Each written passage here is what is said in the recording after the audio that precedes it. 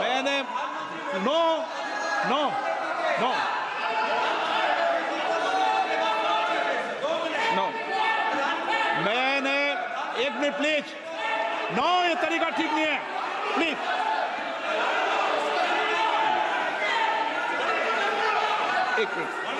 एक मिनट बैठिए, प्लीज बैठिए, 1 मिनट बैठिए, प्लीज बैठिए, 1 मिनट बैठिए। ऑनरेबल मेंबर्स, माननीय प्रधानमंत्री जी बोलेंगे। मणिपुर के मैंने एक माननीय सदस्य को पहले ही बोलने का मौका दे दिया था। उनकी पार्टी से 9 मेंबर बोले, बताइए इनको 9 मेंबर बुलाए आपने। आदरणीय सभापति जी,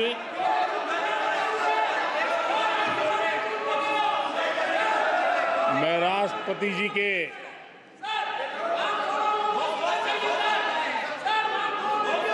भाषण के प्रति आभार व्यक्त करने के लिए उपस्थित हुआ हूं। आदरणीय सभापति जी, हमारे आदरणीय राष्ट्रपति जी ने विकसित भारत के संकल्प को अपने प्रवचन में विस्तार दिया है। आदरणीय राष्ट्रपति महोदया ने अहम विषय उठाए हैं। आदरणीय राष्ट्रपति जी ने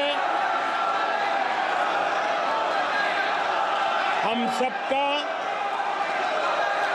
और देश का मार्गदर्शन किया है। इसके लिए मैं राष्ट्रपति जी का हृदय से आभार व्यक्त करता हूं। आदरणीय सभापति जी, कल और आज कई माननीय सदस्यों ने राष्ट्रपति जी के अभिभाषण पर अपने विचार व्यक्त किए हैं। मैं विशेष करके जो पहली बार सांसद बनकर के हमारे बीच आए हैं और उनमें से कुछ आदरणीय साथियों ने अपने जो विचार व्यक्त किए, संसद के सभी नियमों का पालन करते हुए किए। उनका व्यवहार ऐसा था जैसे एक अनुभवी सांसद का होता है और इसलिए प्रथम बार आने के बावजूद भी उन्होंने सदन की गरिमा को बढ़ाया है और उन्होंने अपने विचारों से इस डिबेट को और अधिक मूल्यवान बनाया है। आदरणीय सभापति जी,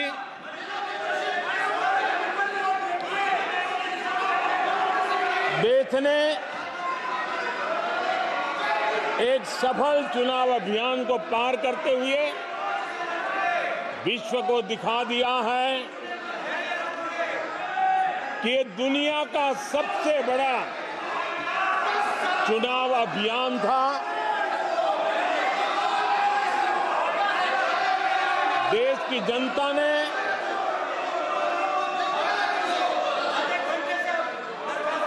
दुनिया के सबसे बड़े चुनाव अभियान में जनता ने हमें चुना है और आदरणीय सभापति जी, मैं कुछ लोगों की पीड़ा समझ सकता हूं कि लगातार झूठ चलाने के बावजूद भी उनका घोर पराजय हुआ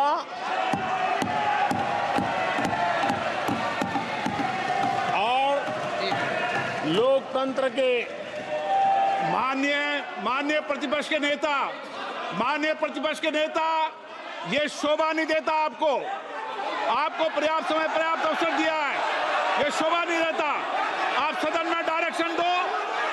माननीय नेता जो बोल रहे हो जब खड़े हो, ये शोभा नहीं देता आपके लिए, ये उचित नहीं है संसदीय परंपराओं के अनुसार। ये तरीका ठीक नहीं है आपका। नो, ये गलत तरीका है आपका और ये तरीका इस तरीके से नहीं चलेगा बिल्कुल। नो, गलत तरीका है। नो, ऐसे संसद के अंदर गरिमा बना के रखें आप गरिमा को तोड़ना चाहते हैं। आप संसद मर्यादा पीठ पीछे नहीं करें। आपको गरिमा नहीं, सदन की डायरेक्शन देते आप बेल में आने के लिए लोगों को। ये प्रतिपक्ष के नेता है आप। नो, गलत तरीका आपका। माननीय प्रधानमंत्री जी,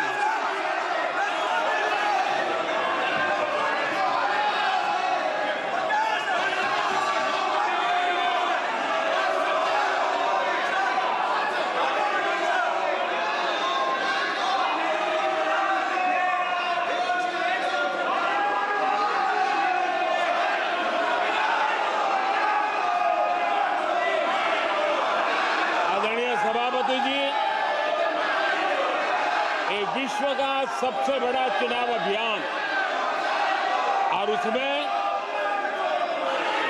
भारत की जनता ने हमें तीसरी बार देश की सेवा करने का मौका दिया है। ये अपने आप में लोकतांत्रिक विश्व के लिए बहुत ही महत्वपूर्ण घटना है, बहुत ही गौरवपूर्ण घटना है। आदरणीय सभापति जी, हमें हर कसौटी पर कसने के बाद देश की जनता ने ये जनादेश दिया है।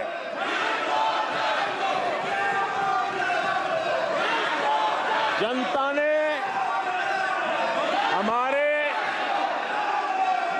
10 साल के ट्रैक रिकॉर्ड को देखा है।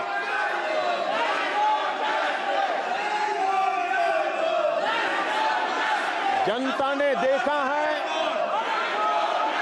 कि गरीबों के कल्याण के लिए हमने जिस समर्पण भाव से जन सेवा ही प्रभु सेवा इस मंत्र को चरितार्थ करते हुए हमने जो कार्य किया है, उसके कारण 10 साल में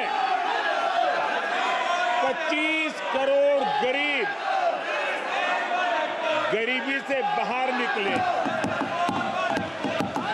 देश की आजादी के कालखंड में इतने कम समय में इतने लोगों को गरीबी से बाहर निकालने का ये सफल प्रयास इस चुनाव में हमारे लिए आशीर्वाद का कारण बना है। आदरणीय सभापति जी, हम 2014 में जब पहली बार जीत करके आए थे तो चुनाव के अभियान में भी हमने कहा था कि हमारा करप्शन के प्रति 0 टॉलरेंस रहेगा। और आज मुझे गर्व है कि हमारे सरकार ने देश का सामान्य मानवी जो करप्शन के कारण पीड़ित है, देश को करप्शन ने दीमक की तरह खोखला कर दिया है। ऐसे में भ्रष्टाचार के प्रति हमारी जो जीरो टॉलरेंस नीति है, आज देश ने हमें उसके लिए आशीर्वाद दिया है। आदरणीय सभापति जी, आज दुनिया भर में भारत की साख बढ़ी है। आज विश्व में भारत का गौरव हो रहा है और भारत के तरफ देखने का नजरिया भी एक गौरवपूर्ण नजरिया हर भारतवासी अनुभव करता है। आदरणीय सभापति जी, देश की जनता ने देखा है कि हमारा एकमात्र लक्ष्य नेशन फर्स्ट है, भारत सर्वप्रथम है। हमारे हर नीति, हमारे हर निर्णय, हमारे हर कार्य का एक ही तराजू रहा है कि भारत प्रथम, और भारत की इस प्रथम की भावना के साथ देश में जो आवश्यक रिफॉर्म थे, उस रिफॉर्म को भी हमने लगातार जारी रखा है। 10 वर्ष में हमारी सरकार सबका साथ, सबका विकास, इस मंत्र को लेकर के लगातार देश के सभी लोगों का कल्याण करने का प्रयास करती रही है। आदरणीय सभापति जी, हम उस सिद्धांतों को समर्पित है जिसमें भारत के संविधान के स्पिरिट के अनुसार सर्वपंथ संभाव, उस विचार को सर्वोपरि रखते हुए हमने देश की सेवा करने का प्रयास किया। आदरणीय सभापति जी, इस देश ने लंबे अरसे तक तुष्टीकरण की राजनीति भी देखी। इस देश ने लंबे अरसे तक तुष्टीकरण का गवर्नेंस का मॉडल भी देखा। देश ने पहली बार सेक्युलरिज्म का एक पूरा हमने जो प्रयास किया, और वो हमने तुष्टीकरण नहीं, संतुष्टीकरण और संतुष्टीकरण के विचार को लेकर के हम चले हैं। और जब हम संतुष्टीकरण की बात करते हैं तो इसका मतलब है कि हर योजना का सैचुरेशन, गवर्नेंस की आखिरी व्यक्ति तक पहुंचने की हमारी जो संकल्पना है, इसको परिपूर्ण करना। और जब हम सैचुरेशन के सिद्धांत को लेकर चलते हैं, तब सैचुरेशन सच्चे अर्थ में सामाजिक न्याय होता है। सेक्युलेशन सच्चे अर्थ में सेक्युलरिज्म होता है, और उसी को देश की जनता ने हमें तीसरी बार बिठा करके मोहर लगा दी है। आदरणीय सभापति जी, अपीजमेंट ने इस देश को तबाह करके रखा है, और इसलिए हमने justice to all, appeasement to none, इस सिद्धांत को लेकर के हम चले हैं। आदरणीय सभापति जी, 10 साल के हमारे कार्य को देखने परखने के बाद भारत की जनता ने हमारा समर्थन किया है। आदरणीय सभा फिर एक बार 140 करोड़ देशवासियों की सेवा करने का मौका मिला है। आदरणीय सभापति जी, इस चुनाव ने इस बात को सिद्ध किया है कि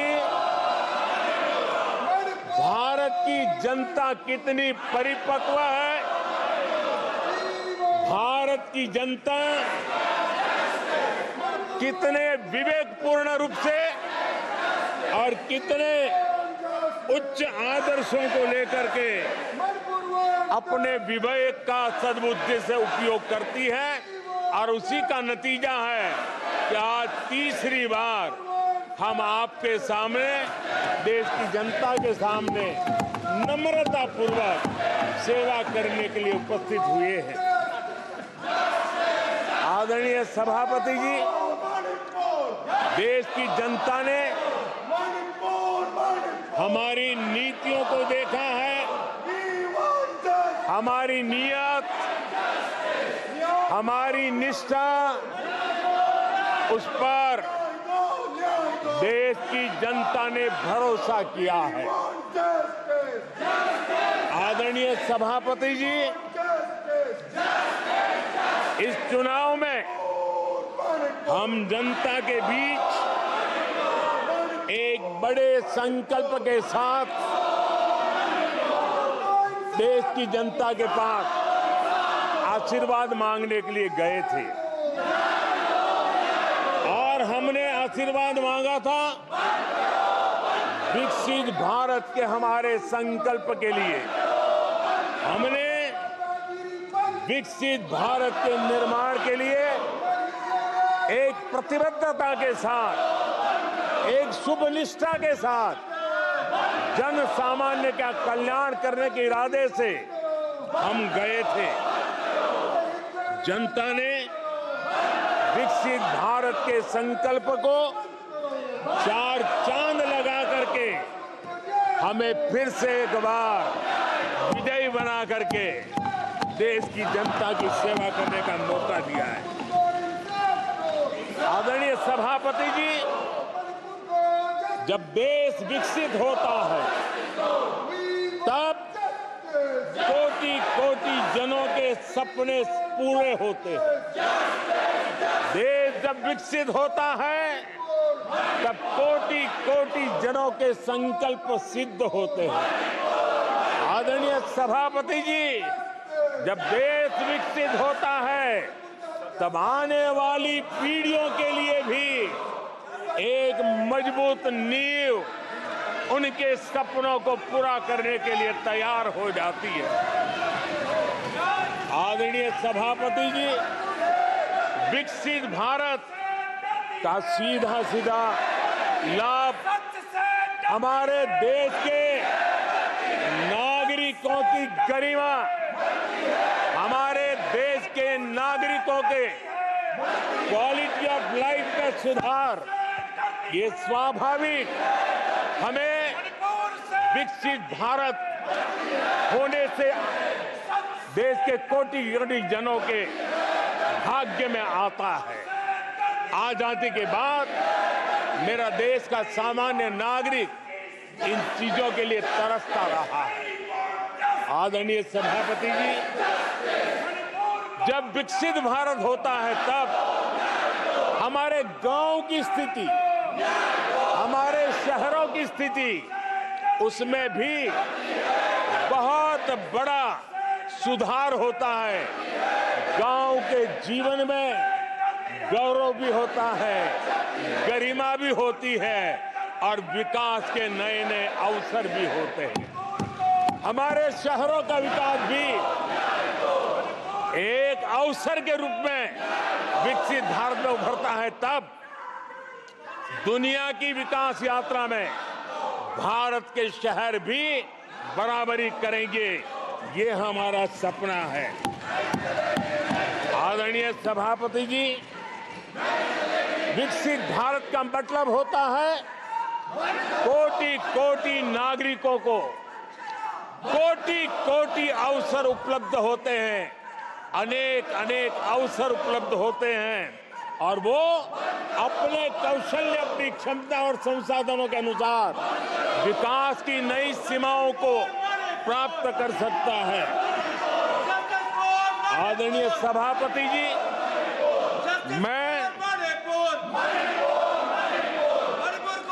आदरणीय सभापति जी,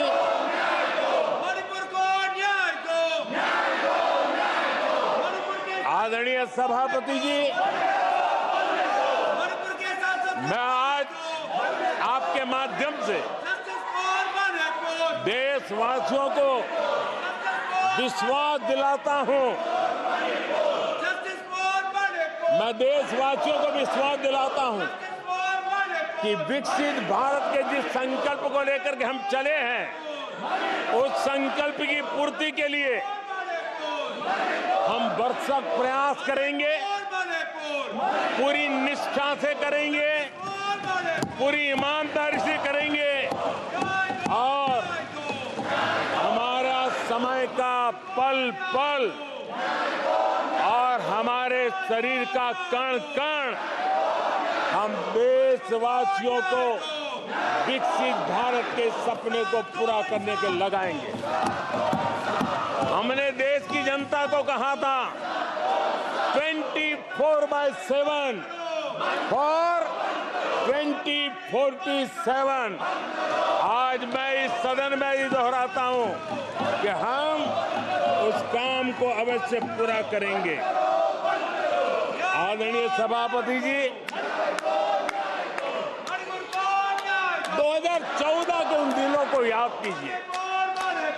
उन 2014 के उन दिनों को याद करेंगे तो हमारे ध्यान में आएगा कि हमारे देश के लोगों ने उनका आत्मविश्वास खो चुका था, देश निराशा की गर्त में डूब चुका था। ऐसे समय 2014 के पहले देश ने जो सबसे बड़ा नुकसान भुगता था, जो सबसे बड़ी अमानत खोई थी, वो था देशवासियों का आत्मविश्वास। और जब विश्वास और आत्मविश्वास खो जाता है तब उस व्यक्ति को, उस समाज को, देश को खड़ा होना मुश्किल हो जाता है। और उस समय सामान्य मानवी के मुंह से यही निकलता था कि वो इस देश का कुछ हो नहीं सकता। उस समय हर जगह पे ये 7 शब्द सुनाई देते थे, इस देश का कुछ नहीं हो सकता। यही शब्द 2014 के पहले सुनाई देते थे। भारतीयों की हताशा के इन 7 शब्द एक प्रकार से पहचान बन गए थे। उस समय आए दिन अखबार खोलते थे तो घोटालों की खबरें ही पढ़ने को मिलती थी और सैकड़ों करोड़ के घोटाले, रोज नए घोटाले, घोटालों से स्पर्धा, ये घोटालेबाज लोगों के घोटाले, इसी का एक कालखंड था।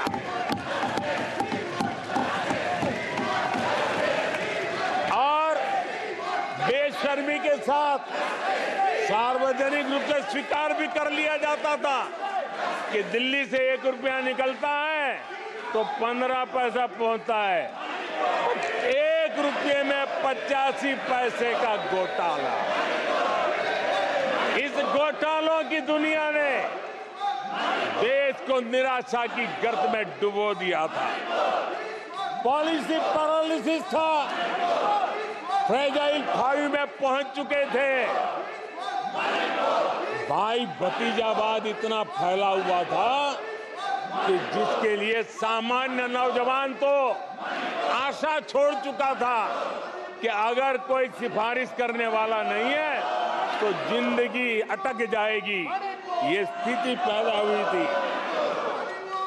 गरीब को घर लेना हो, हजारों रुपए की रिश्वत देनी पड़ती थी। आदरणीय सभापति जी, अरे गैस के कनेक्शन के लिए मेंबर पार्लियामेंट के यहाँ, सांसदों के यहाँ अच्छों को चक्कर काटने पड़ते थे, और वो भी बिना कट के लिए गैस के कनेक्शन नहीं मिलते थे। आदरणीय सभापति जी, मुफ्त राशन भी पता नहीं कब बाजार में दुकान पे बोर्ड लटक जाए, हक का राशन नहीं मिलता था, उसके लिए भी रिश्वत देनी पड़ती थी। और हमारे ज्यादातर भारतीय भाई बहन इतने निराश हो चुके थे कि वो अपने भाग्य को दोष दे करके, अपने नसीब को दोष दे करके जिंदगी काटने के लिए मजबूर हो जाते थे। आदरणीय सभापति जी, वो एक वक्त था 2014 के पहले, जब वो 7 शब्द हिंदुस्तान के जनमन में स्थिर हो चुके थे। निराशा की गर्त में डूबा हुआ समाज था। तब देश की जनता ने हमें सेवा करने के लिए चुना, और वो पल देश के परिवर्तित युग का प्रारंभ हो चुका था। और 10 साल में मैं कहूंगा मेरी सरकार की अनेक सफलताएं हैं, अनेक सिद्धियां हैं, लेकिन एक सिद्धि जिसने हर सिद्धियों में भी जोर भर दिया, ताकत भर दी, वो थी देश निराशा की गर्त में से निकल करके आशा और विश्वास के साथ खड़ा हो गया। देश में आत्मविश्वास बुलंदी पर पहुंचा, और उसके कारण वो सब वक्त का जो शब्द थे देश की युवा पीढ़ी की डिक्शनरी से निकलने लगे। धीरे धीरे देश के मन में स्थिर हो गया। जो 2014 से पहले कहते थे कुछ नहीं हो सकता, वो कहने लगे तब इस देश में सब कुछ हो सकता है, इस देश में सब कुछ संभव है। ये विश्वास जताने का काम किया हमने। जब हमने सबसे पहले तेज 5G रोल आउट हमने दिखाया, आज देश कहने लगा तीव्र गति से 5G का रोल आउट होना। देश गौरव से कहने लगा भारत कुछ भी कर सकता है। आदरणीय सभापति जी, वो एक जमाना था जब कोयले घोटाले में बड़ों के हाथ काले हो चुके थे। आज कोयले का सर्वाधिक उत्पाद, सर्वाधिक प्रोडक्शन, आज कोल प्रोडक्शन के विक्रम हुए हैं, और इसी के कारण देश अब कहने लगा है अब भारत कुछ भी कर सकता है। आदरणीय सभापति जी, वो एक समय था 2014 के पहले जब फोन बैंकिंग करके बड़े बड़े बैंक घोटाले किए जा रहे थे। अपनी पर्सनल प्रॉपर्टी की तरह बैंक का खजाना लूट लिया गया था। आदरणीय सभापति जी, 2014 के बाद नीतियों में परिवर्तन, निर्णयों में गति, निष्ठा, प्रामाणिकता की, और उसी का परिणाम है दुनिया की अच्छी बैंकों में आज भारत की बैंकों का स्थान बन गया। आज भारत की बैंक सर्वाधिक मुनाफा करने वाली बैंक बन गई और लोगों की सेवा करने की जगह। आदरणीय सभापति जी, 2014 के पहले वो भी एक वक्त था कि जब आतंकी आकर के जी चाहे वहां, जब चाहे वहां हमला कर सकते थे। 2014 के बाद स्थिति ये बनी कि जब वहां उस समय 14 के पहले निर्दोष लोग मारे जाते थे, हिंदुस्तान के कोने कोने को टारगेट किया जाता था और सरकारें चुपचाप बैठी रहती थी, मुंह तक खोलने को तैयार नहीं थी। आज 2014 के बाद का हिंदुस्तान घर में घुसकर मारता है, सर्जिकल स्ट्राइक करता है, एयर स्ट्राइक करता है और आतंकवाद के आकाओं को भी सबक सिखाने का सामर्थ्य दिखा दिया है।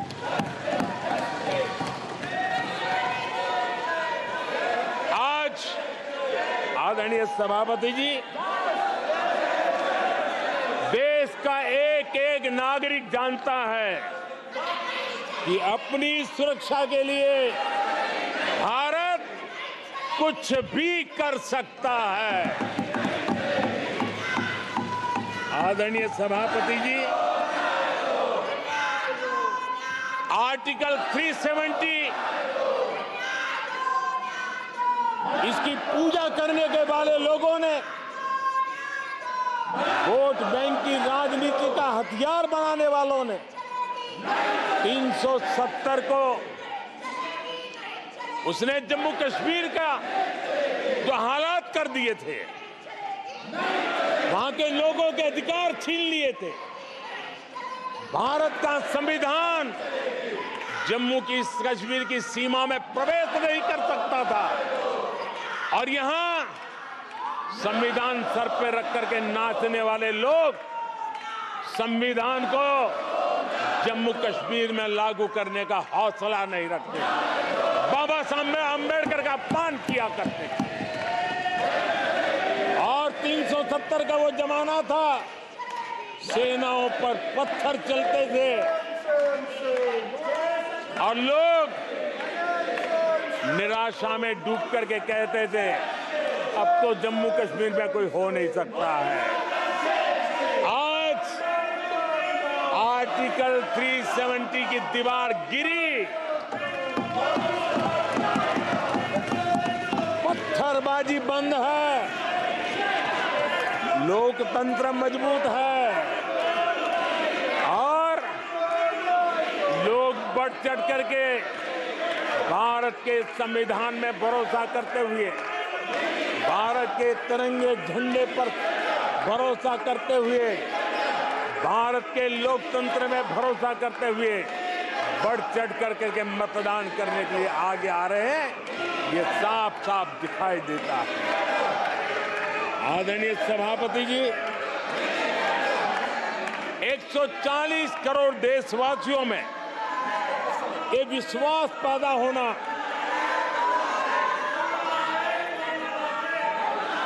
ये उम्मीद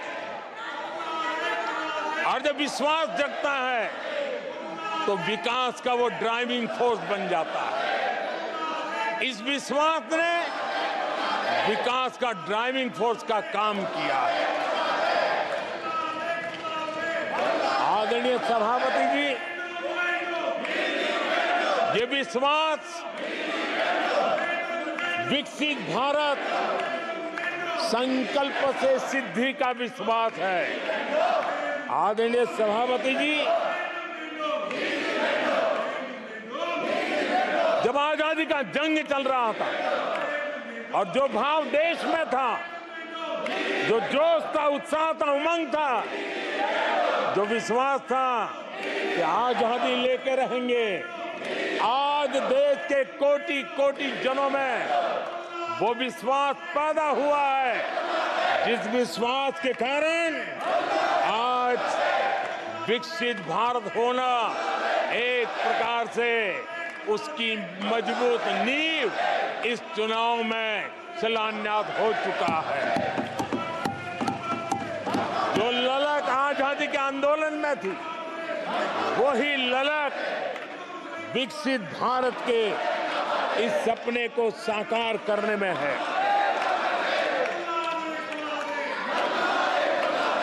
आदरणीय सभापति जी, आज भारत के लक्ष्य बहुत विराट है और आज भारत को एक ऐसी स्थिति पर 10 साल में पहुंचा है कि हमें खुद से ही स्पर्धा करनी है, हमें ही अपने पुराने रिकॉर्ड तोड़ने हैं और नेक्स्ट लेवल पर हमें हमारी विकास की यात्रा को ले जाना है। 10 वर्षों में भारत विकास की जिस ऊंचाई पर पहुंचा है, वो हमारी प्रतिस्पर्धा का एक मार्ग बन चुका है, एक बेंचमार्क बन चुका है। पिछले 10 साल में हमने जो स्पीड पकड़ी है, अब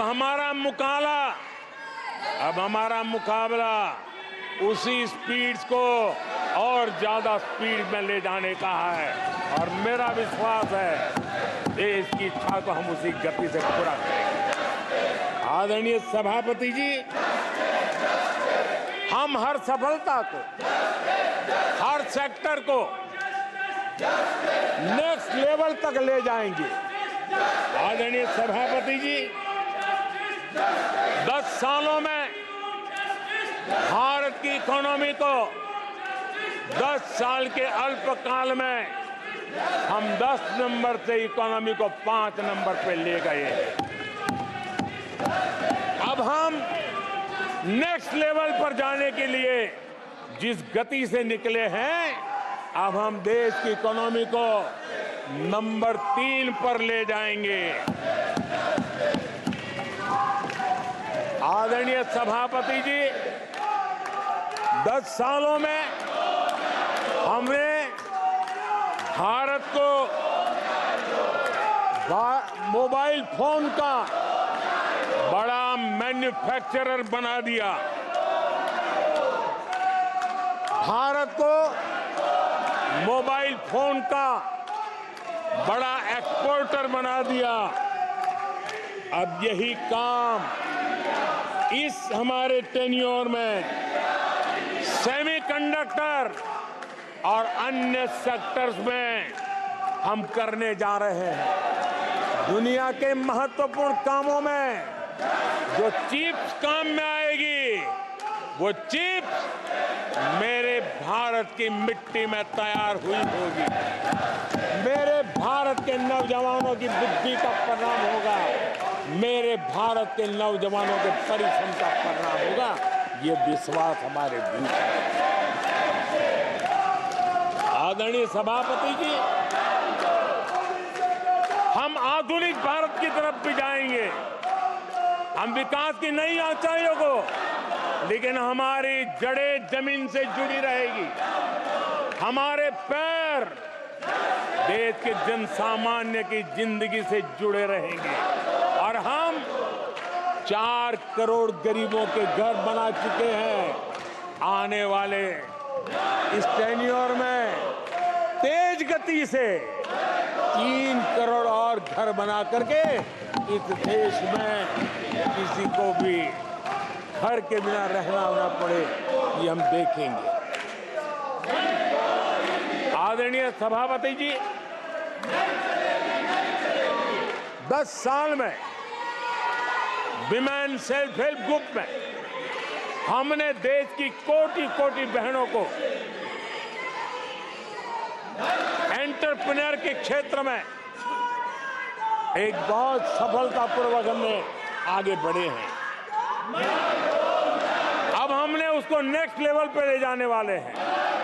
अब हमारे विमेन सेल्फ हेल्प ग्रुप पे जो बहनें काम कर रही हैं, उनकी आर्थिक गतिविधि इतनी बढ़ाना चाहते हैं, उसका इतना विस्तार करना चाहते हैं कि हम बहुत कम समय में 3 करोड़ ऐसी बहनों को लखपति दीदी बनाने का संकल्प लेकर के चलने वाले।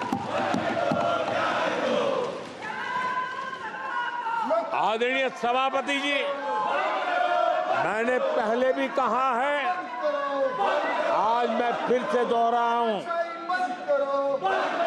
हमारी तीसरी टर्म में इसका मतलब है हम 3 गुना स्पीड से काम करेंगे। हमारी तीसरी टर्म का मतलब है हम 3 गुना शक्ति लगाएंगे। हमारी तीसरी टर्म का मतलब है हम देशवासियों को 3 गुना परिणाम ला करके देंगे।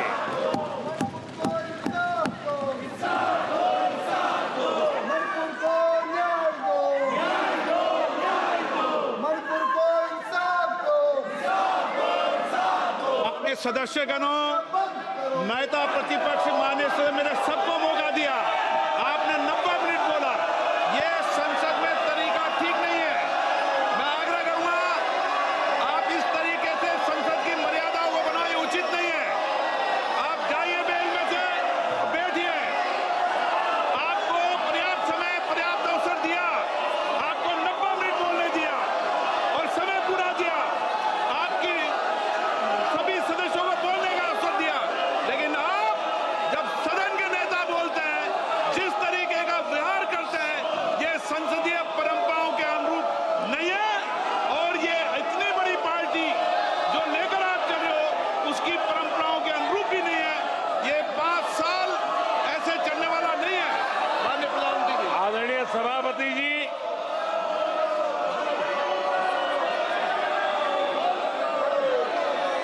आदरणीय सभापति जी, एनडीए का तीसरी बार सरकार में आना एक ऐतिहासिक घटना है। आजादी के बाद ये सौभाग्य दूसरी बार इस देश में आया है और 60 साल के बाद आया है। इसका मतलब ये सिद्धि पाना कितना कठोर परिश्रम के बाद होता है, कितना अभूतपूर्व विश्वास संपादन होने के बाद होता है। ऐसे ही ये राजनीति के खेल से नहीं होता है, जनता जनार्दन की सेवा से प्राप्त आशीर्वाद से होता है। आदरणीय सभापति जी, जनता ने हमें स्थिरता और निरंतरता, इसके लिए जनादेश दिया है। लोकसभा चुनाव के साथ ही आदरणीय सभापति जी, लोगों की नजर से चीजें जरा ओझल हो गई। लोकसभा के चुनाव के साथ साथ हमारे देश में 4 राज्यों के बीच चुनाव हुए और आदरणीय सभापति जी, इन चारों ही राज्यों में एनडीए ने अभूतपूर्व सफलता प्राप्त की है। अभूतपूर्व सफलता प्राप्त, हमने शानदार विजय प्राप्त की है। महाप्रभु जगन्नाथ जी की धरती उड़ीसा ने हमें भरपूर आशीर्वाद दिया है।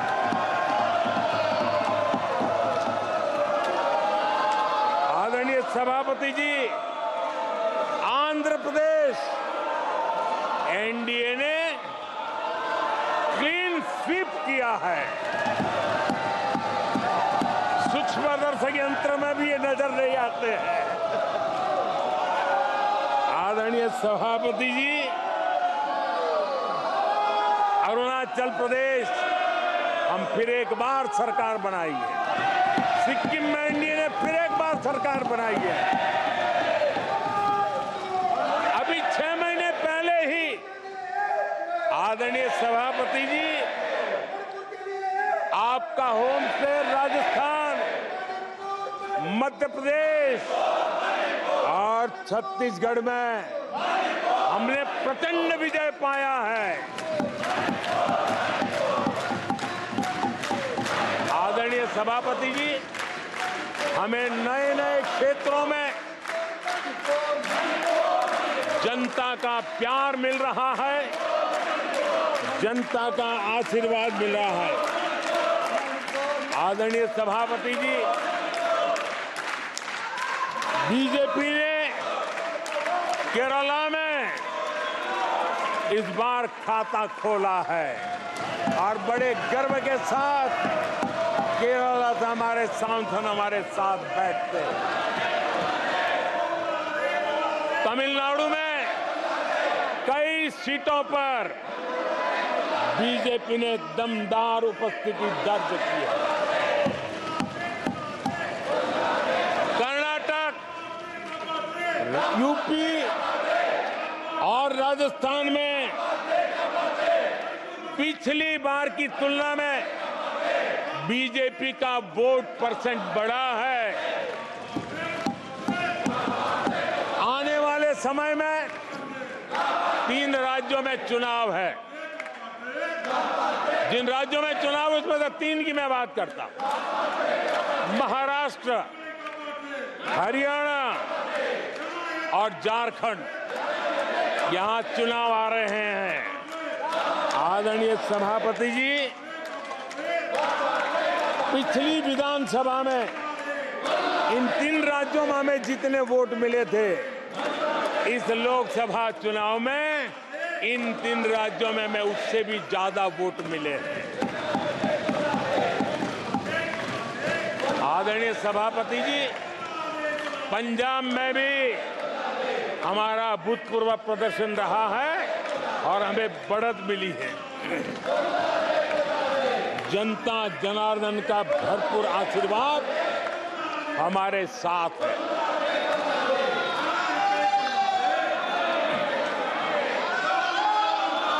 आदरणीय सभापति जी,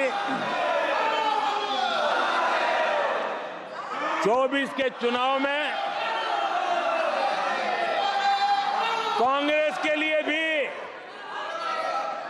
इस देश की जनता ने जनादेश दिया है और इस देश की जनादेश है कि आप वहीं बैठिए,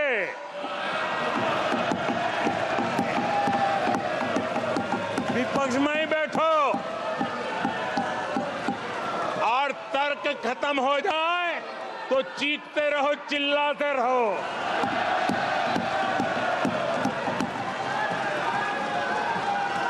आदरणीय सभापति जी,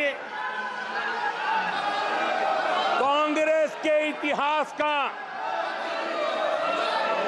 ये पहला मौका है जब लगातार 3 बार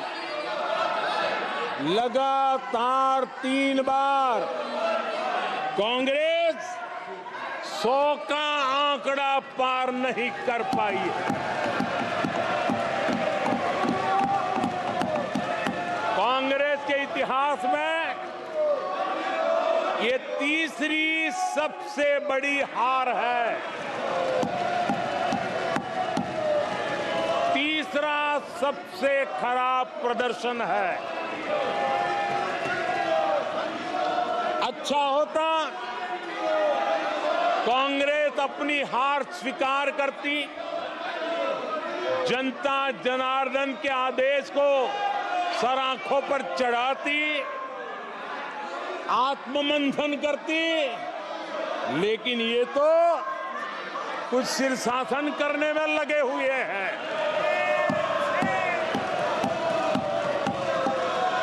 और कांग्रेस और उसकी इकोसिस्टम दिन रात बिजली जला करके हिंदुस्तान के नागरिकों के मन में ये प्रस्थापित करने की कोशिश कर रहे हैं कि उन्होंने हमें हरा दिया है। आदरणीय सभापति जी, ऐसा क्यों हो रहा है, मैं जरा अपने सामान्य जीवन के अनुभव से बताता हूं। कोई छोटा बच्चा साइकिल लेके निकला है और अगर वो बच्चा गिर जाता है,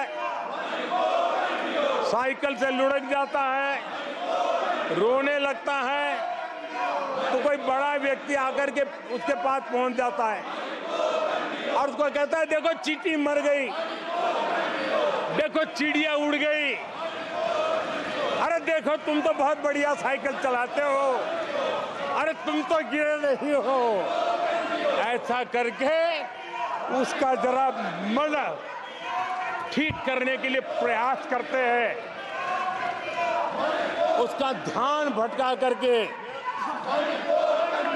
उस बच्चे का मन बहला देते हैं। तो आजकल बच्चे का मन बहलाने का काम चल रहा है।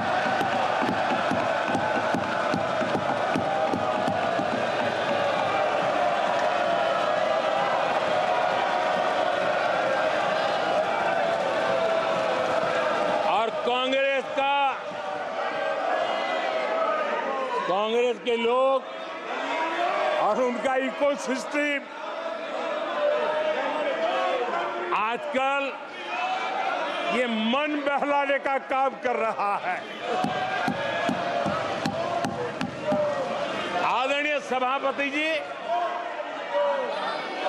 1984 उस चुनाव को याद कीजिए। उसके बाद इस देश में 10 लोकसभा के चुनाव हुए। 10 लोकसभा के चुनाव हुए।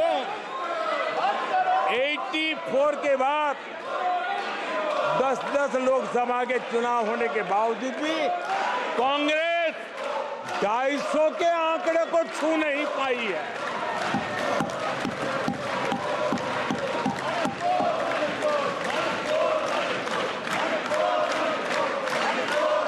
इस बार किसी तरह 99 के चक्कर में फंसे गए हैं।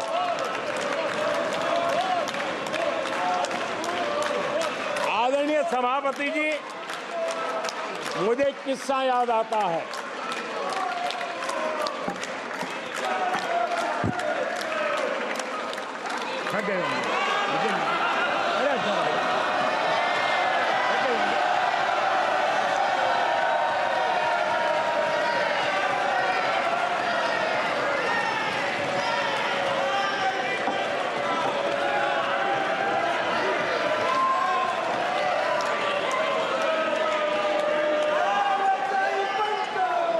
सभापति जी,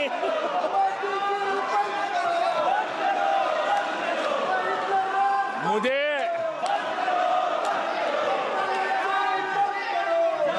एक किस्सा याद आता है।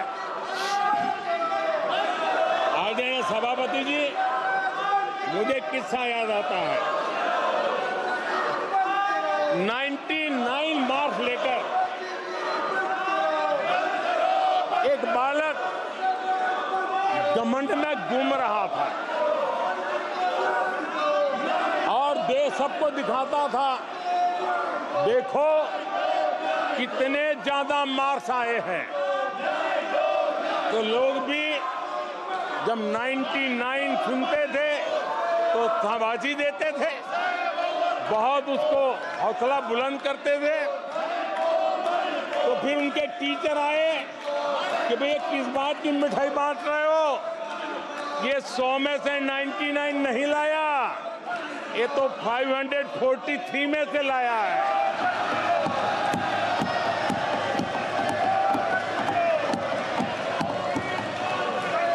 अब उस बालक बुद्धि को कौन समझाएं कि तुमने फेल होने का वर्ल्ड रिकॉर्ड बना दिया है।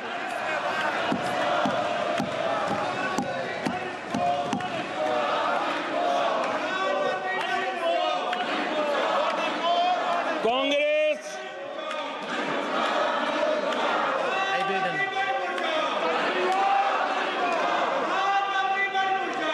आदरणीय सभापति जी, कांग्रेस के नेताओं के बयानों में ये बयानबाजी ने शोले फिल्म को भी पीछे छोड़ दिया है।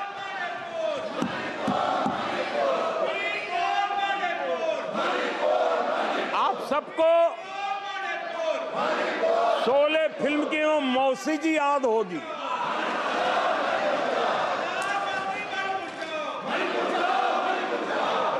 तीसरी बार तो हारे हैं, पर मौसी ये बात तो सही है, तीसरी बार ही तो हारे हैं, पर मौसी मोरल विक्ट्री तो है ना। आदरणीय सभापति जी, 13 राज्यों में 0 सीटें आई हैं।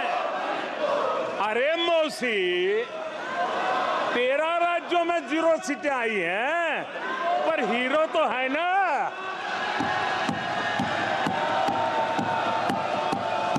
आदरणीय सभापति जी, अरे पार्टी की लुटिया तो दुबई है। अरे मौसी, पार्टी अभी भी सांसें तो ले रही है।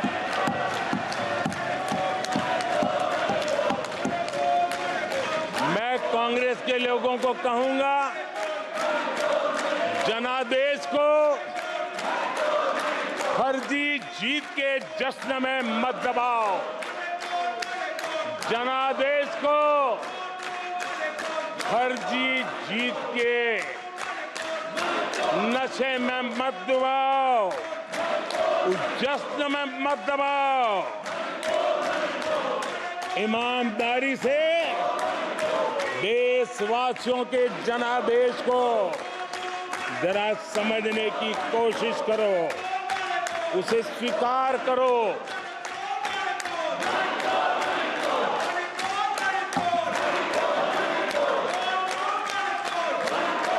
आदरणीय सभापति जी, मुझे नहीं पता कि कांग्रेस के जो साथी दल है उन्होंने इस चुनाव का विश्लेषण किया है कि नहीं किया है। ये चुनाव इन साथियों के लिए भी एक संदेश है। आदरणीय सभापति जी, अब कांग्रेस पार्टी 2024 से एक परजीवी कांग्रेस पार्टी के रूप से जानी जाएगी। 2024 से जो कांग्रेस है वो परजीवी कांग्रेस है, और परजीवी वो होता है जो जिस शरीर पर उस शरीर के साथ रहता है, ये परजीवी उसी को ही खाता है। कांग्रेस भी जिस पार्टी के साथ गठबंधन करती है उसी के वोट खा जाती है, और अपनी सहयोगी पार्टी की कीमत पर वो फलती फूलती है। और इसलिए कांग्रेस परजीवी कांग्रेस बन चुकी है। मैं जब परजीवी कह रहा हूं तो तथ्यों के आधार पर कह रहा हूं। आदरणीय सभापति जी, मैं कुछ आंकड़े आपके माध्यम से सदन को और इस सदन के माध्यम से देश के सामने रखना चाहता हूं। जहां जहां भाजपा और कांग्रेस का सीधा मुकाबला था या जहां कांग्रेस मेजर पार्टी थी और साथी के पास 1, 2, 3 सीटें थी, वहां कांग्रेस का स्ट्राइक रेट सिर्फ और सिर्फ 26% है, 26% है।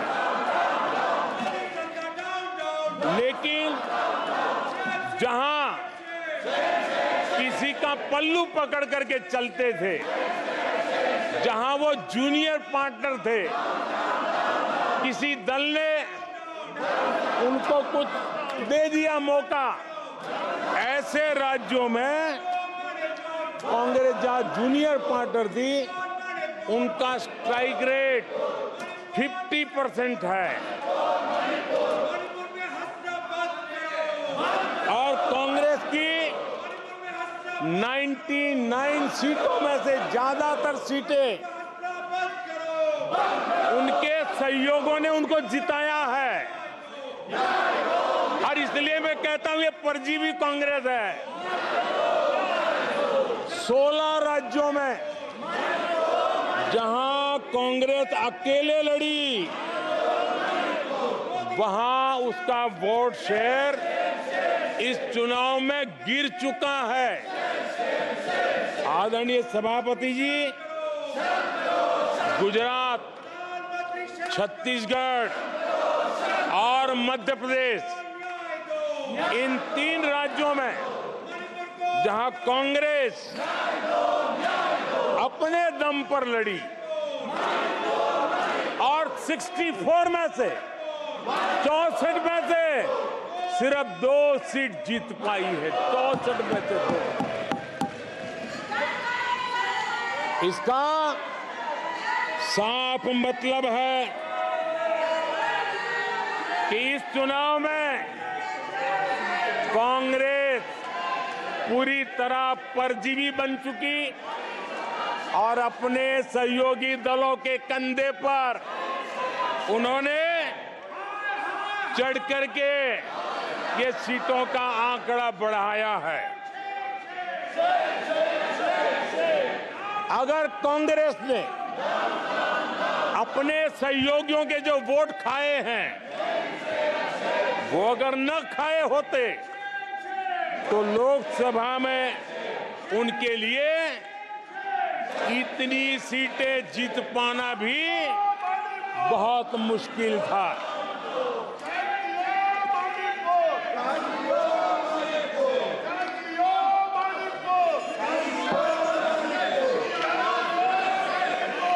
आदरणीय सभापति जी,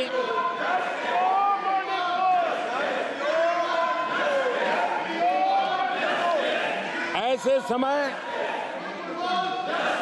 एक अवसर आया, देश ने विकास के रास्ते को चुना है, देश ने विकसित भारत के सपने को साकार करने का मन बना लिया है। तब भारत को एकजुट होकर समृद्धि का नया सफर तय करना है। ऐसे समय ये देश का दुर्भाग्य है कि हिंदुस्तान में 6 दशक तक राज करने वाली कांग्रेस पार्टी अराजकता फैलाने में जुटी हुई है। ये दक्षिण में जाकर उत्तर के लोगों के खिलाफ बोलते हैं, ये उत्तर में जाकर के पश्चिम के खिलाफ जहर उगलते हैं, पश्चिम के लोगों के खिलाफ बोलते हैं, महापुरुषों के खिलाफ बोलते हैं। इन्होंने भाषा के आधार पर बांटने की हर कोशिश की है। जिन नेताओं ने देश के हिस्से को भारत से अलग करने की वकालत की थी, उनको संसद की टिकट देने तक का दुर्भाग्य हमें देखना पड़ा, जो कांग्रेस पार्टी ने पाप किया। कांग्रेस पार्टी खुलेआम एक जाति को दूसरी जाति के खिलाफ लड़ाने के लिए रोज नई नई नैरेटिव कर रही है, नए तय अफवाहें फैला रही है। आदरणीय सभापति जी, देश के एक हिस्से के लोगों को हीन बताने की प्रवृत्ति का भी कांग्रेस के लोग बढ़ावा दे रहे हैं।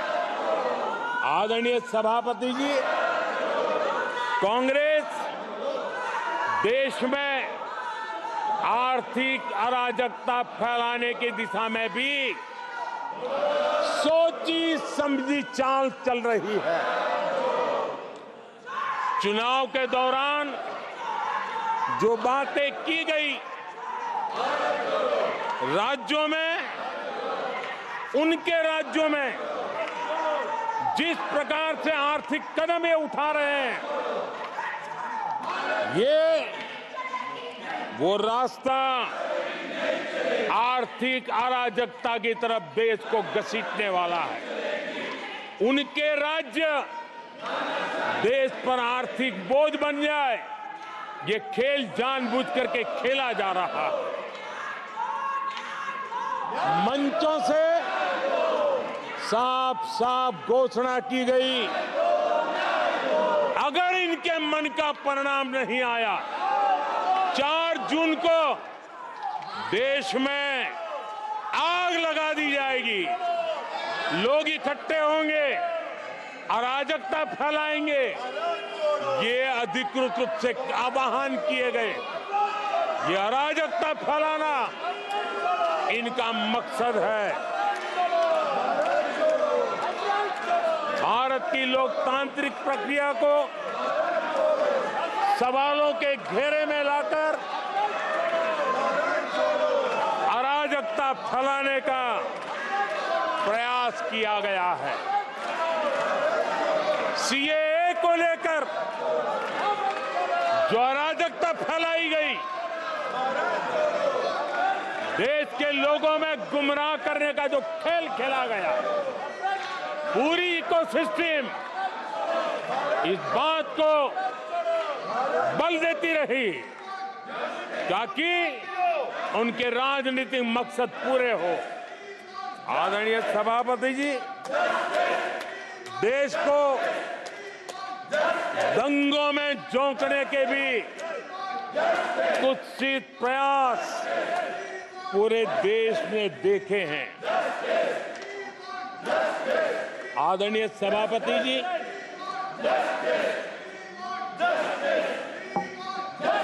आजकल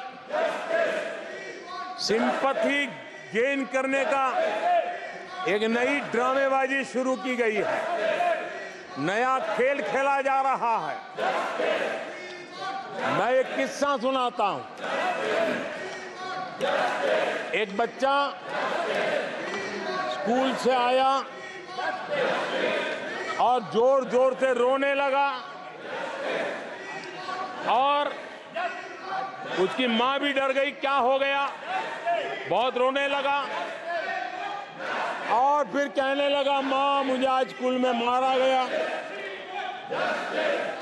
आज स्कूल में मुझे उसने मारा, आज स्कूल में मुझे इसने मारा, और जोरों जोरों से रोने लगा।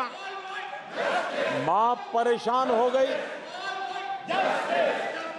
उसने उसे पूछा कि बेटा बात क्या थी, लेकिन वो बता नहीं रहा था, बस रो रहा था, मुझे मारा मुझे मारा।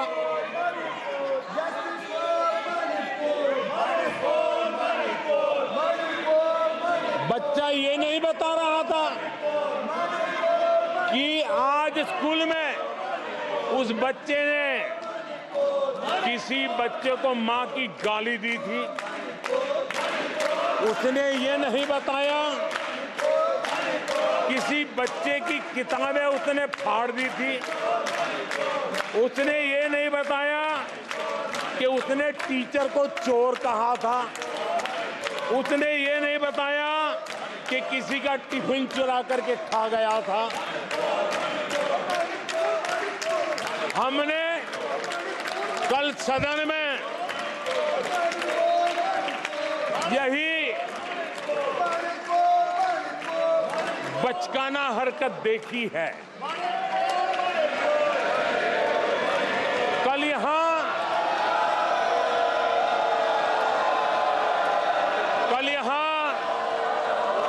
बालक बुद्धि का विलाप चल रहा था। मुझे मारा गया, मुझे इसने मारा, मुझे उसने मारा, मुझे यहां मारा, मुझे वहां मारा, ये चल रहा था। आदरणीय सभापति जी, सिंपैथी हासिल करने के लिए ये नया ड्रामा चलाया गया है।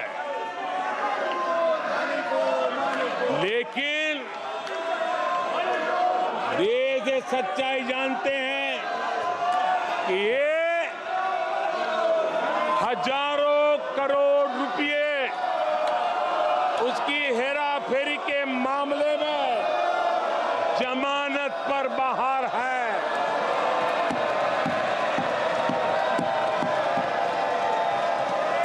ये ओबीसी वर्ग के लोगों को चोर बताने के मामले में सजा पा चुके हैं। इनको देश की सर्वोच्च अदालत पर गैर जिम्मेदाराना बयान देने के बाद माफी मांगनी पड़ी है। इन पर महान स्वातंत्र सेनानी वीर सावरकर जैसे महान व्यक्तित्व का अपमान करने का मुकदमा है। इन पर देश की सबसे बड़ी पार्टी के अध्यक्ष को हत्यारा कहने का मुकदमा चल रहा है। इन पर अनेक नेताओं, अधिकारियों, संस्थानों पर झूठ बोलने के गंभीर आरोप हैं और वो केस चल रहे हैं। आदरणीय सभापति जी, बालक बुद्धि में ना बोलने का ठिकाना होता है और न ही बालक बुद्धि में व्यवहार का कोई ठिकाना होता है। और जब ये बालक बुद्धि पूरी तरह सवार हो जाती है तो सदन में भी किसी के गले पड़ जाते हैं। ये बालक बुद्धि अपनी सीमाएं खो देती है तो सदन के अंदर बैठ करके आंखें मारते हैं, आंखें मारते हैं। इनकी सच्चाई आदरणीय सभापति जी अब पूरा देश समझ गया है। इसलिए आज देश इनसे कह रहा है तुमसे नहीं हो पाएगा, तुमसे ना हो पाएगा।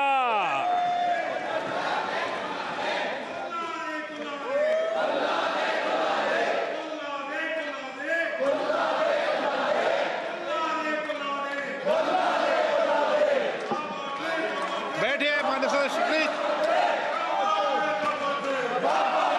ये तरीका आदरणीय अध्यक्ष जी, तुलसीदास जी कह गए हैं अखिलेश जी, तुलसीदास जी कह गए हैं,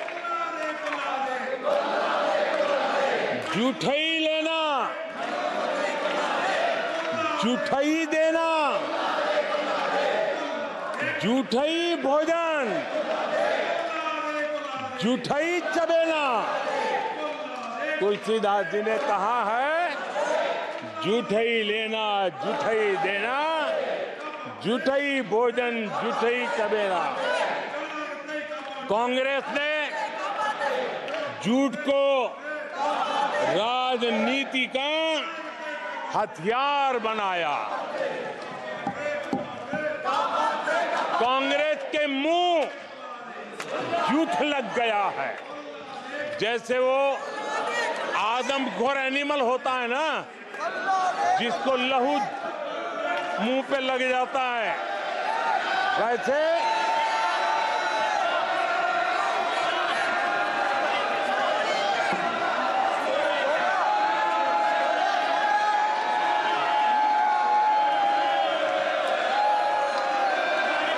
आदरणीय सभापति जी, कांग्रेस के मुंह झूठ का खून लग गया है। देश ने कल 1 जुलाई को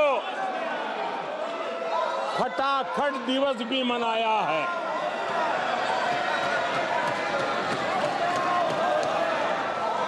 जुलाई को लोग अपने बैंक अकाउंट चेक कर रहे थे कि 8,500 रुपये आए कि नहीं आए। ये झूठ नैरेटिव का परिणाम देखिए। इसी चुनाव में कांग्रेस ने देशवासियों को गुमराह किया। माताओं बहनों को हर महीने 8,500 रुपये देने का झूठ।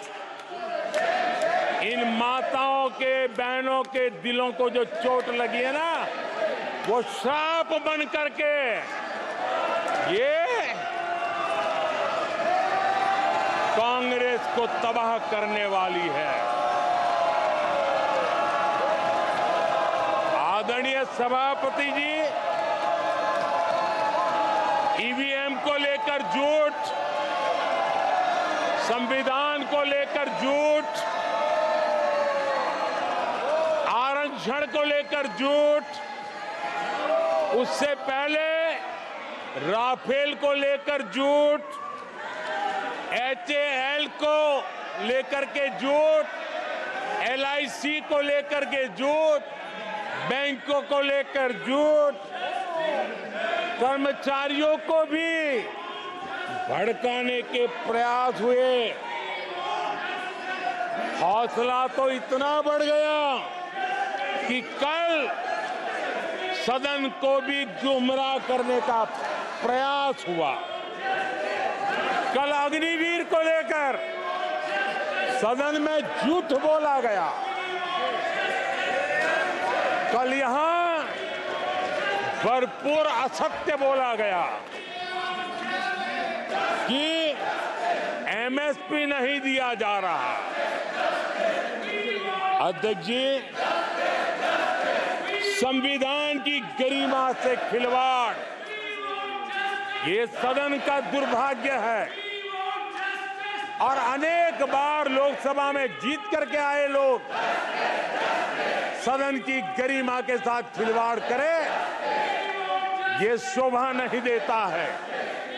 आदरणीय सभापति जी, जो दल 60 साल तक यहां बैठा है,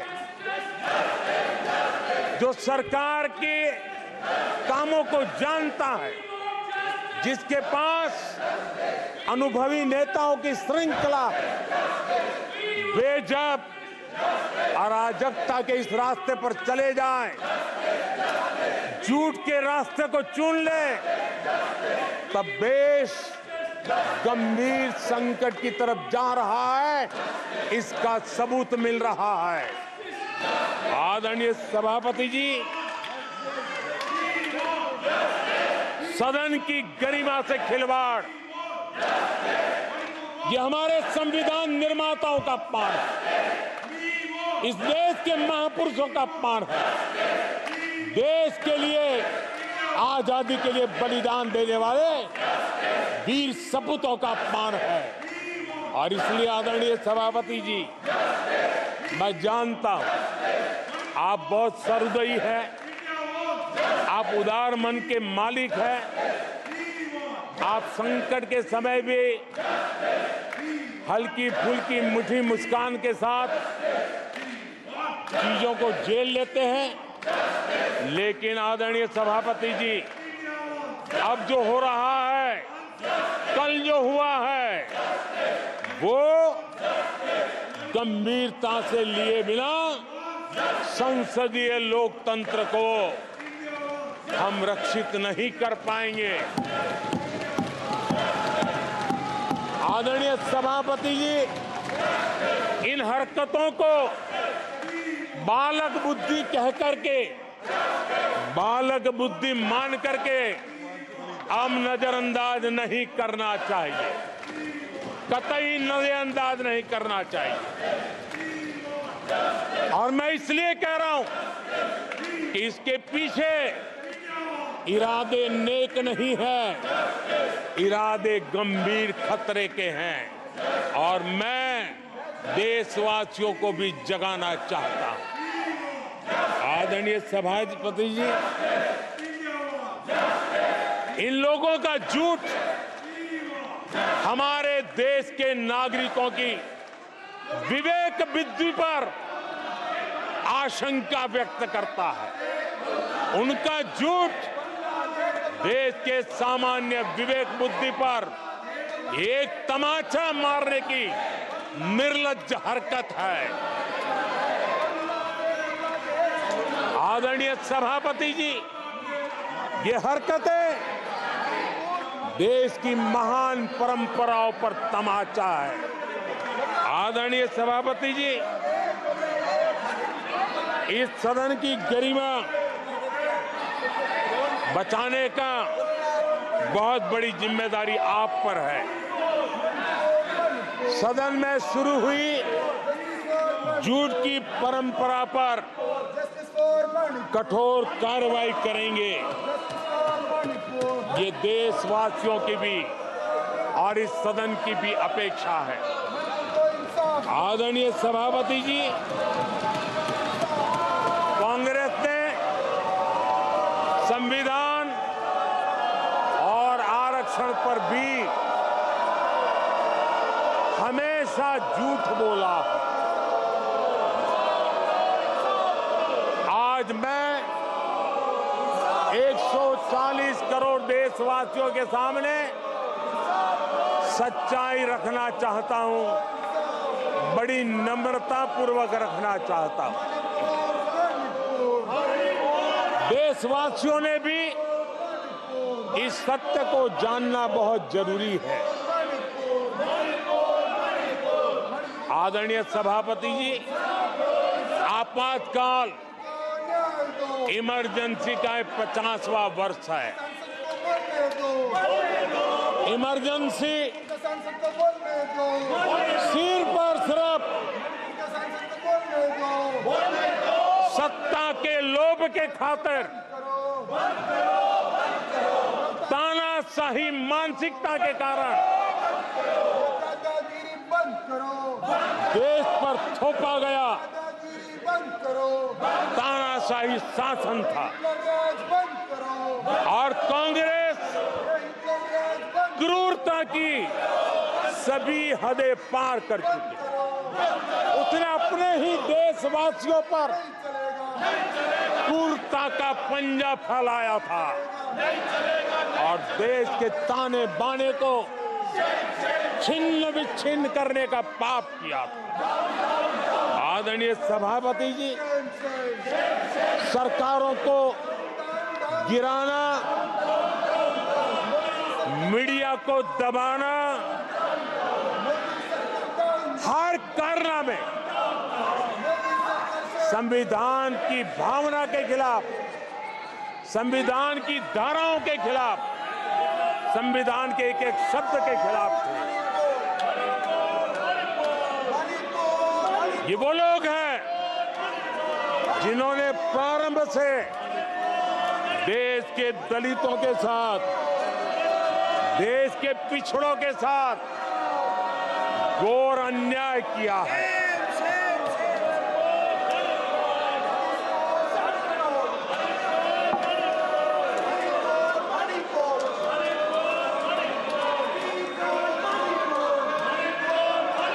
आदरणीय सभापति जी,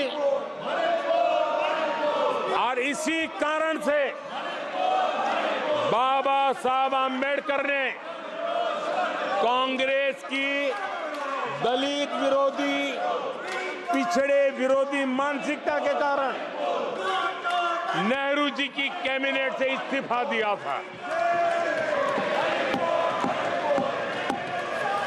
उन्होंने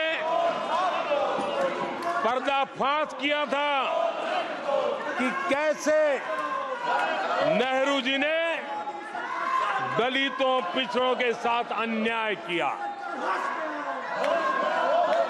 और बाबा साहब आम्बेडकर ने कैबिनेट से इस्तीफा देते समय जो कारण बताए थे, वो कारण इनके चरित्र को दर्शाते हैं।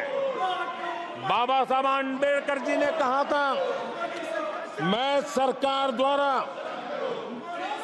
अनुसूचित जातियों की उपेक्षा पर अपने अंदर उत्पन्न आक्रोश को रोक नहीं सका। ये बाबा साहब आम्बेडकर के शब्द हैं। अनुसूचित जातियों की उपेक्षा, इसने बाबा साहब आम्बेडकर को आक्रोशित कर दिया।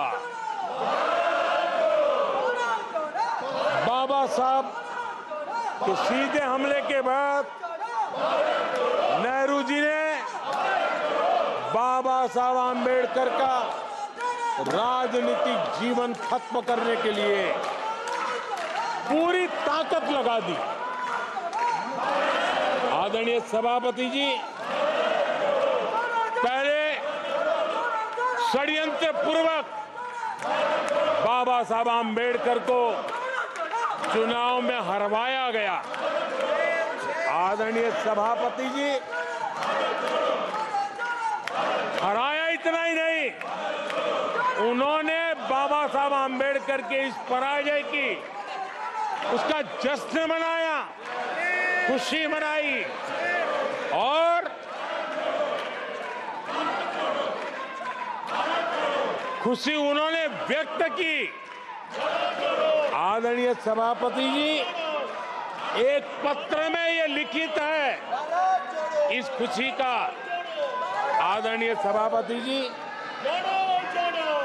बाबा साहब की तरह ही दलित नेता बाबू जगजीवन राम जी को भी उनका हक नहीं दिया गया। इमरजेंसी के बाद जगजीवन राम जी का पीएम बनने की संभावना थी।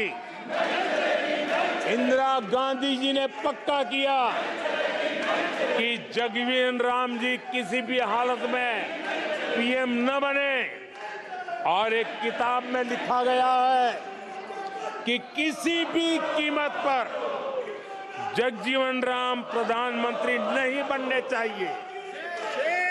अगर बन गए तो वो हटेंगे नहीं जिंदगी पर। ये इंदिरा जी गांधी का कोट उस किताब में है। कांग्रेस ने चौधरी चरण सिंह जी के साथ भी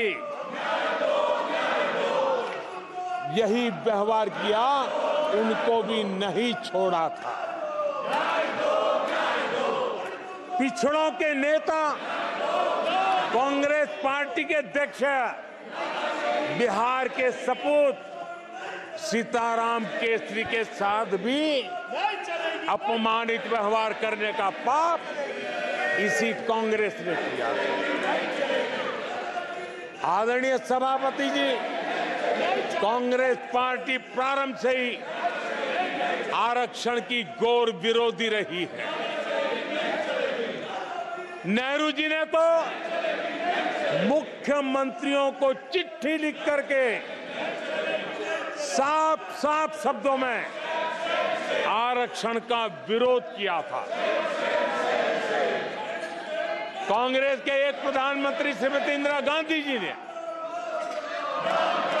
मंडल कमीशन का रिपोर्ट ठंडे बक्से में सालों तक दबाए रखा था। आदरणीय सभापति जी, कांग्रेस पार्टी के तीसरे प्रधानमंत्री एक श्रीमान राजीव गांधी, और जब विपक्ष में थे उनका सबसे लंबा भाषण आरक्षण के खिलाफ था। वो आज भी संसद के रिकॉर्ड में उपलब्ध है। और इसलिए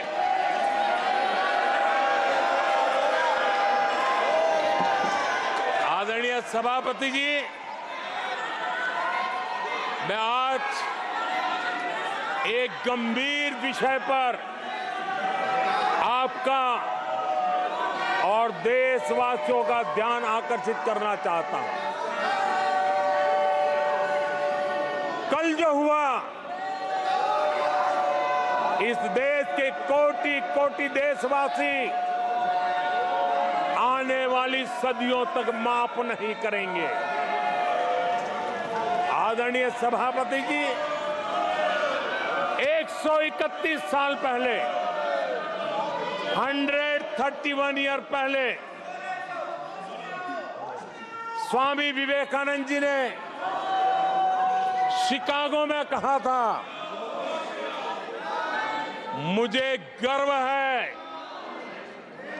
कि मैं उस धर्म से आता हूं जिसने पूरी दुनिया को सहिष्णुता और वैश्विक स्वीकृति सिखाई है।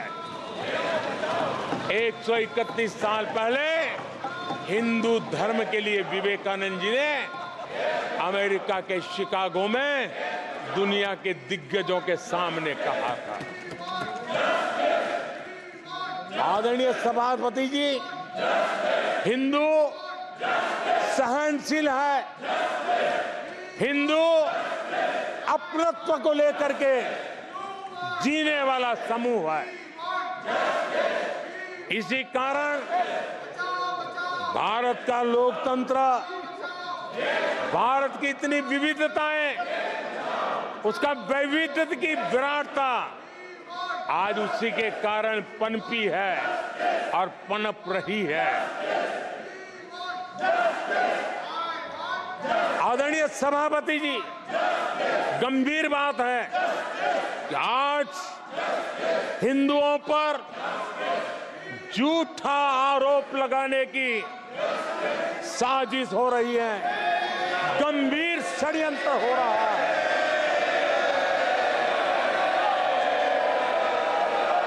आदरणीय सभापति जी,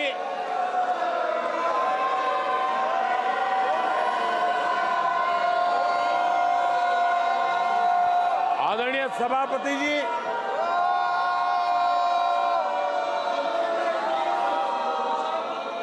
ये कहा गया हिंदू हिंसक होते हैं? ये है आपके संस्कार, ये है आपका चरित्र, ये है आपकी सोच, ये है आपकी नफरत इस देश के हिंदुओं के साथ। ये करने में आदरणीय सभापति जी, ये देश शताब्दियों तक इसे भूलने वाला नहीं है।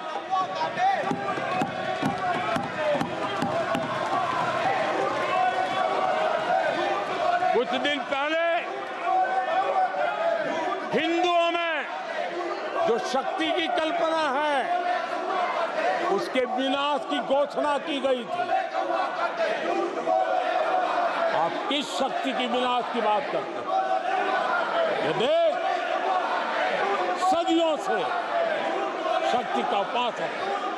ये मेरा बंगाल मां दुर्गा की पूजा करता है, शक्ति की उपासना करता है। ये बंगाल मां काली की उपासना करता है, समर्पित भाव से करता है। आप उस शक्ति के विनाश की बातें करते हो। ये वो लोग हैं जिन्होंने हिंदू आतंकवाद ये शब्द गढ़ने की कोशिश की थी।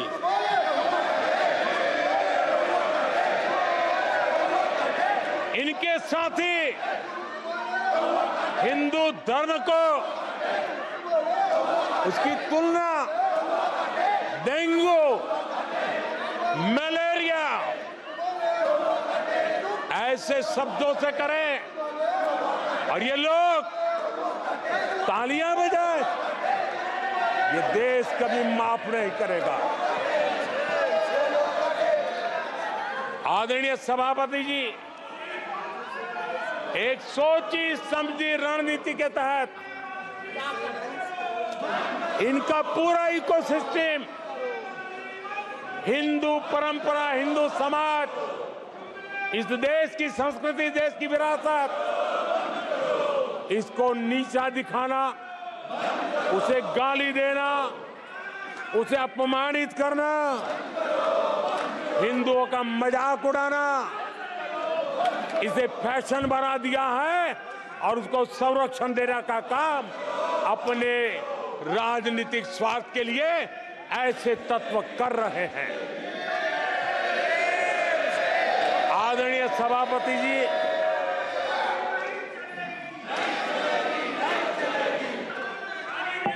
माननीय सदस्य प्लीज। आदरणीय सभापति जी, हम बचपन से सीखते हुए आए हैं, गांव का हो, शहर का हो, गरीब हो, अमीर हो, इस देश का हर बच्चा ये जानता है ईश्वर का हर रूप, आदरणीय सभापति जी, ईश्वर का हर रूप दर्शन के लिए होता है। ईश्वर का कोई भी रूप निजी स्वार्थ के लिए, प्रदर्शन के लिए नहीं होता है। जिसके दर्शन होते हैं उसके प्रदर्शन नहीं होते हैं। आदरणीय सभापति जी, हमारे देवी देवताओं का अपमान 140 करोड़ देशवासियों के दिलों को गहरी चोट पहुंचा रहा है।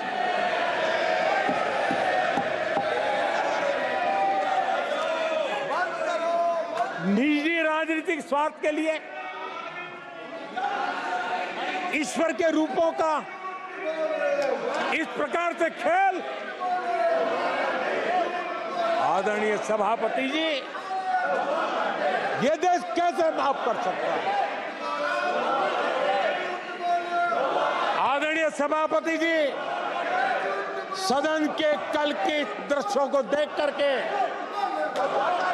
अब हिंदू समाज को भी सोचना होगा, क्या ये अपमानजनक बयान संयोग है या कोई प्रयोग की तैयारी है? ये हिंदू समाज को सोचना पड़ेगा। आदरणीय सभापति जी, हमारी सेनाएं देश का अभिमान है। सारे देश को उनके साहस और हमारी सेना की वीरता पर गर्व है और आज सारा देश देख रहा है हमारी सेनाएं, हमारा डिफेंस सेक्टर आजादी के बाद इतने सालों में जितना नहीं हुआ, इतने रिफॉर्म हो रहे हैं। हमारी सेना को आधुनिक बनाया जा रहा है।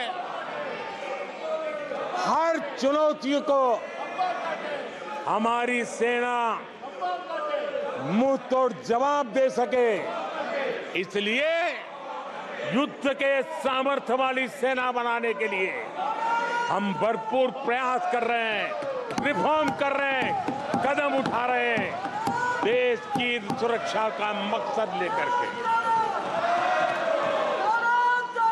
बीते कुछ सालों में बहुत सारी चीजें बदली है।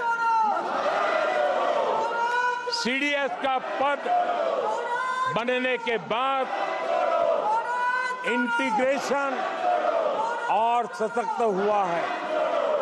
आदरणीय सभापति जी, हमारी सशस्त्र सेनाओं के बीच उनके सहयोग से जो लंबे समय से युद्ध शास्त्र के निष्णातों का मत था कि भारत में थिएटर कमांड जरूरी है, आज मैं संतोष के साथ कह सकता हूं कि सीडीएस व्यवस्था बनने के बाद देश में सुरक्षा के लिए जरूरी थिएटर कमांड की दिशा में प्रगति हो रही है।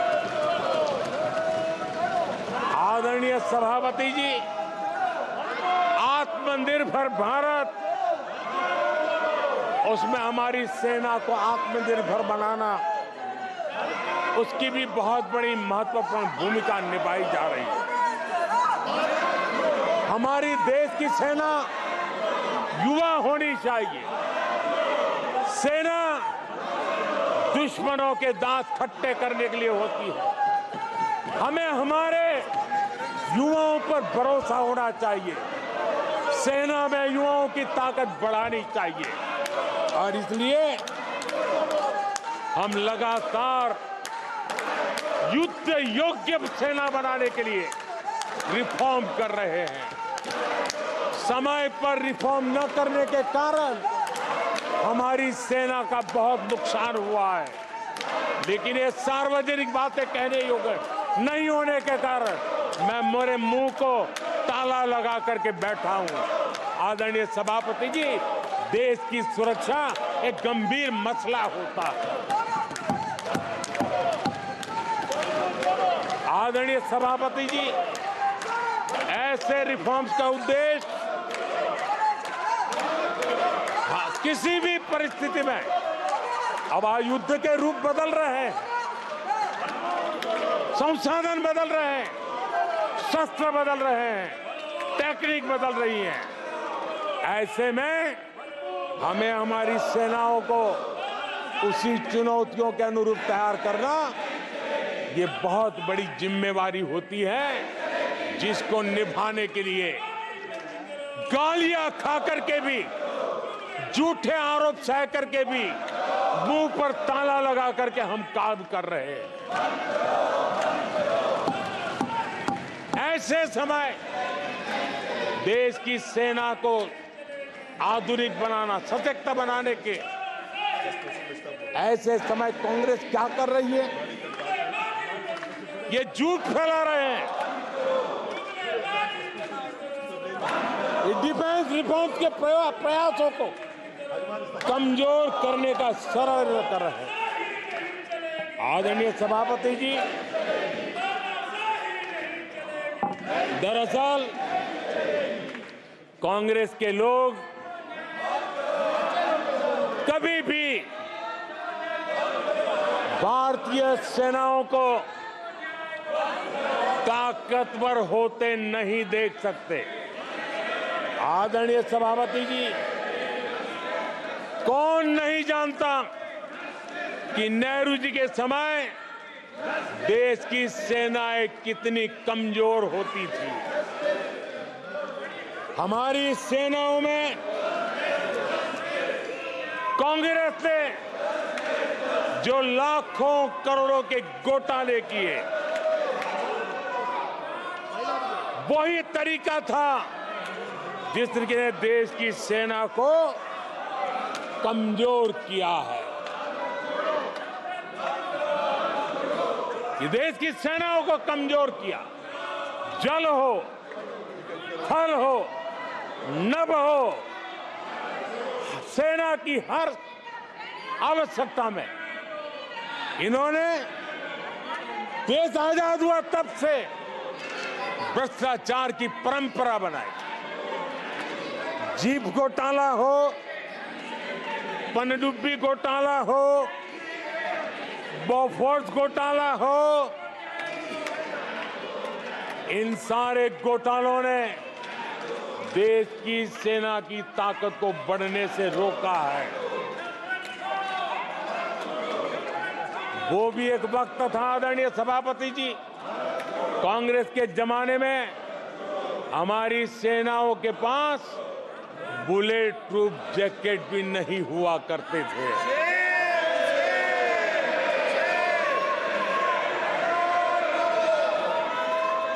सत्ता में रहते हुए देश की सेना को तो बर्बाद किया ही किया, उसको कमजोर किया ही किया, लेकिन ये कारनामे विपक्ष में जाने के बाद भी चलते रहे। विपक्ष में जाने के बाद भी सेना को कमजोर करने के लगातार प्रयास होते रहे। जब ये कांग्रेस सरकार में थे तो फाइटर जेट नहीं लिए, और जब हमने कोशिश की